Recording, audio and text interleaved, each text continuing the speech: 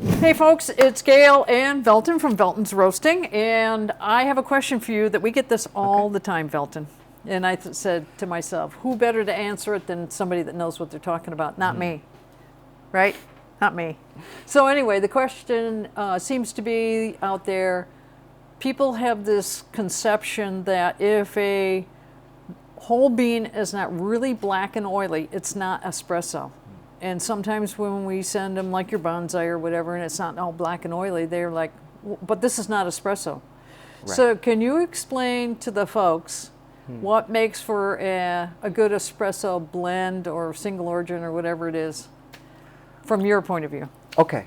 Well, I would say first off, espresso is really the method of preparation. It's not really about roast degree at all.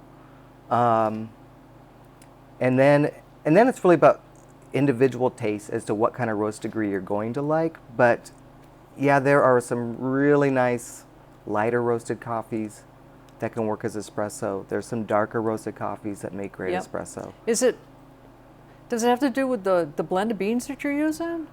If there's a blend, it's generally designed for espresso. Like our bonsai blend is designed for the espresso method of preparation. So it's beans from a region or whatever, and when you what make their taste profiles and are. they just stand up better to the pressure and the whole deal.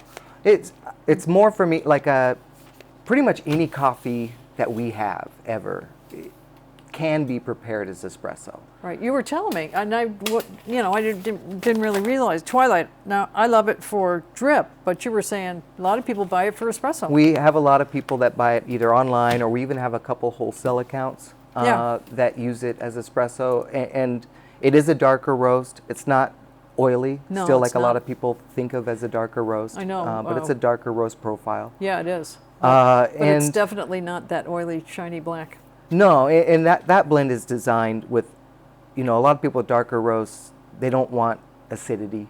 That's one reason why they like darker roasts. And so we select coffees for that are low acidity to begin with, but that are really dense, high elevation coffees that can take a roast and a dark roast and hold up without getting ashy and bitter. Cool. Yeah. See, that's how I've tried to explain it to people. It's not so much about the intensity of the roast or how far it's taken to that oily state where it's pulling out all the oils and making it black and that. It's more about the blend and just how it's crafted.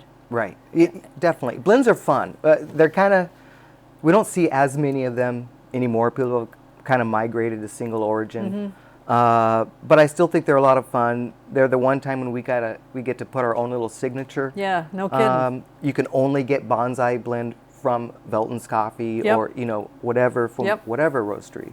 So I still appreciate blends, although I do probably prefer single origins for my espresso.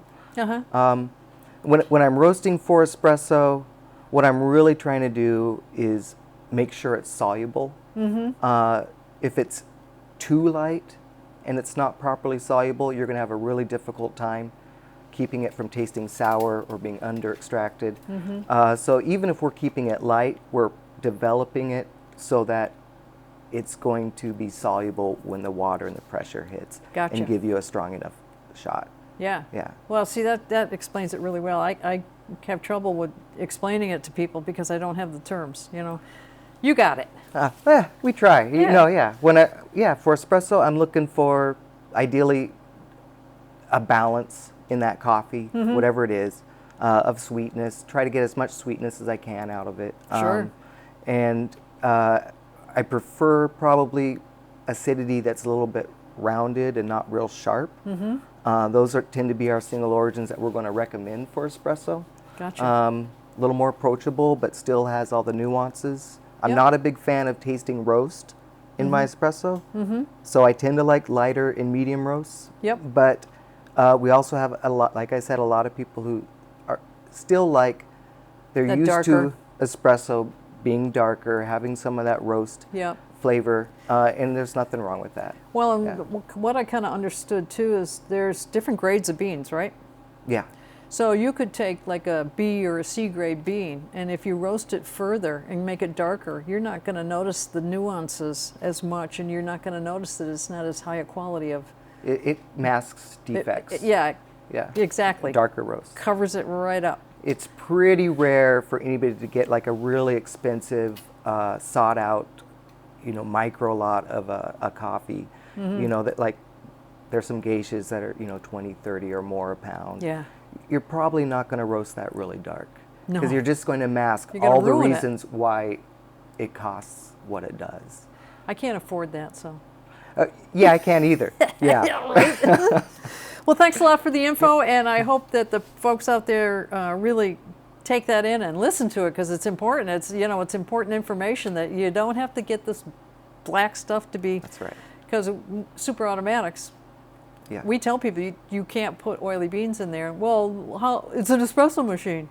Well, there's some good There are espressos that are not absolutely. oily. Yeah, there are some single origins as well that have really low acidity. So even at a light roast, it's not going to be a sour bomb. Yep. Yep.